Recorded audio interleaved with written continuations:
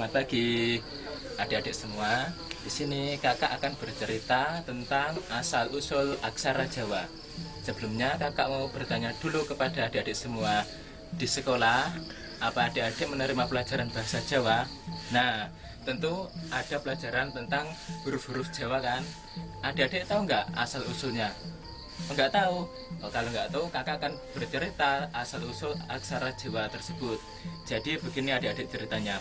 Pada zaman dahulu, di tanah pulau Jawa ini ada kerajaan yang bernama Kerajaan Medang Kamulan. Kerajaan Medang Kamulan dipimpin oleh Prabu Dewata Cengkar. Adik-adik tahu nggak? Prabu Dewata Cengkar ini berwatak jahat adik-adik. Dia sangat tamak, rakus, bengis, dan satu lagi, raja ini suka memakan daging manusia. Di kerajaan Medang Kamulan ini rakyatnya semua pergi meninggalkan wilayah tersebut. Adik-adik tahu kenapa? Mereka takut kalau dijadikan santapan sang Prabu Dewata Cengkar tadi. Alkisah, dari tanah seberang ada kesatria yang gagah berani.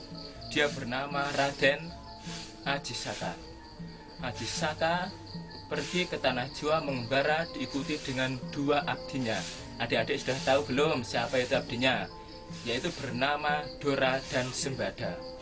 Alkisah, waktu di perjalanan, sang Ajisaka mendengar cerita dari seorang kakek tua yang berlari karena dikejar oleh prajurit Medang Kamulan.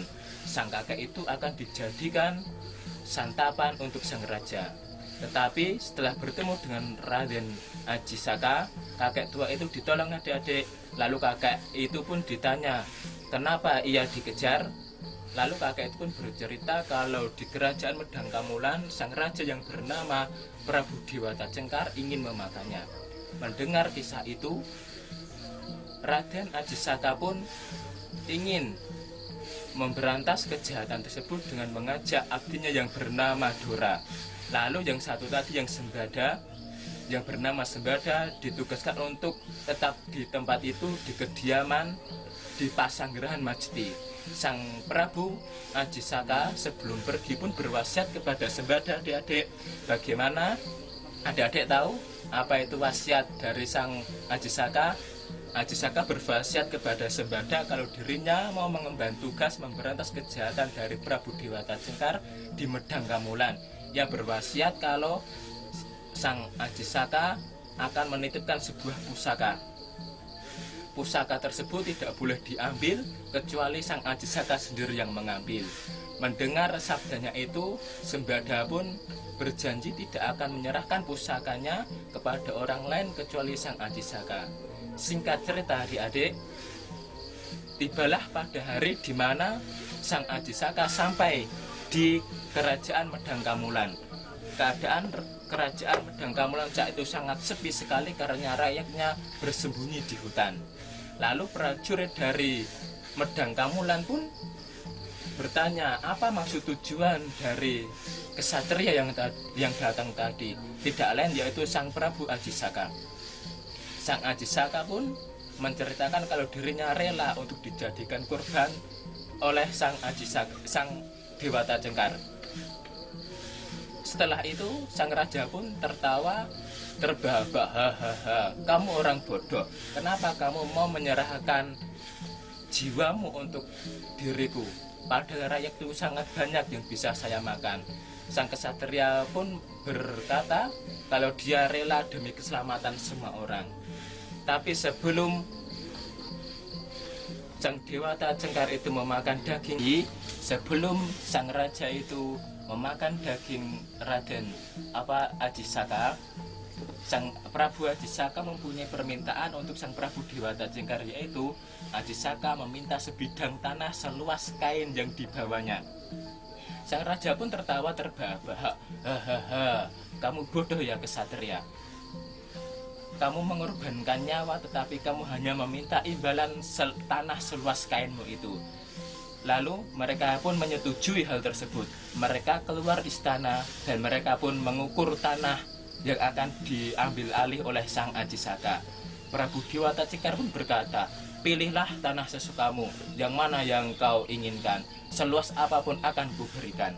Lalu sang Ajisaka pun menyuruh Prabu Dewata Cengkar untuk memegang ujung kain yang dibawanya itu.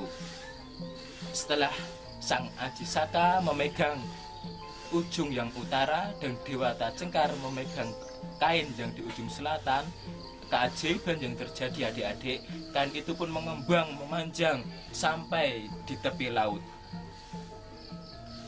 Sang Prabu Dewata Cengkar pun sampai di ujung laut.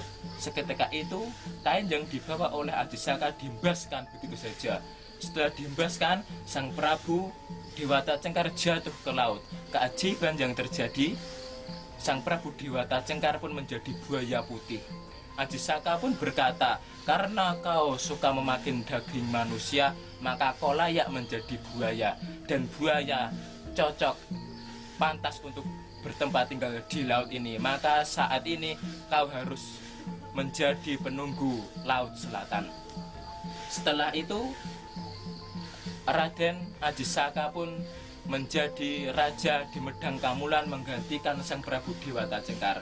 Dulu kerajaan Medang Kamulan yang rakyatnya sangat menderita, hidupnya sengsara, kini setelah diambil alih oleh Raja Ajisaka yang arif bijaksana, kerajaan menjadi tentram, rakyatnya bahagia, mereka hidup bergembira. Setelah sang raja menjadi penguasa di kerajaan Medang Kamulan, sang Ajisaka pun teringat oleh abdinya yang bernama Sembada yang dulu menunggu pusakanya di Pasanggerahan Majeti. Sang Ajisaka pun langsung menuruh abdinya yang bernama Dora untuk mengambil pusakanya dan mengajak sang Sembada untuk ikut hidup di kerajaan Medang Kamulan. Sang Dora pun berkata, saya bersedia menjalankan tugas dari sang Ajisaka. Kemudian sang abdi yang bernama Dora pun pergi ke Pasanggerahan Majeti. Di sana sang sahabat yang bernama Sembada pun bahagia melihat saudaranya seperguruan yang sampai saat ini masih dalam keadaan sehat.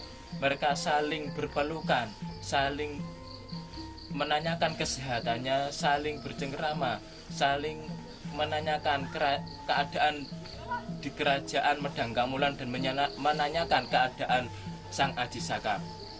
Kemudian Dora pun mengatakan maksud tujuannya. Setelah mereka saling berbicara, sang abdi yang bernama Sembada pun mengatakan bahwa dulu sang Ajisaka berwasiat bahwa pusaka ini tidak akan diberikan kepada selain orang kecuali sang Ajisaka. Tetapi sang Dora tetap bersikeras bahwa dia memang disuruh. Akhirnya mereka pun berkelahi.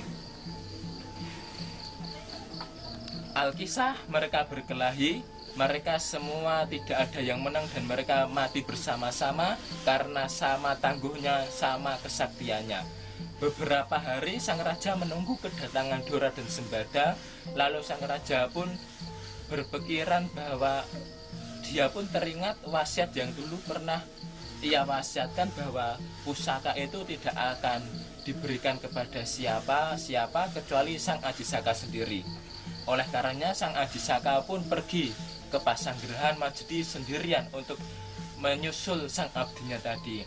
Sang raja pun kaget melihat abdinya Dora dan Sembada yang sangat dicintainya telah menjadi mayat. Lalu sang Ajisaka pun teringat bahwa dulu pernah berwasiat akan pusaka tersebut. Lalu sang Ajisaka pun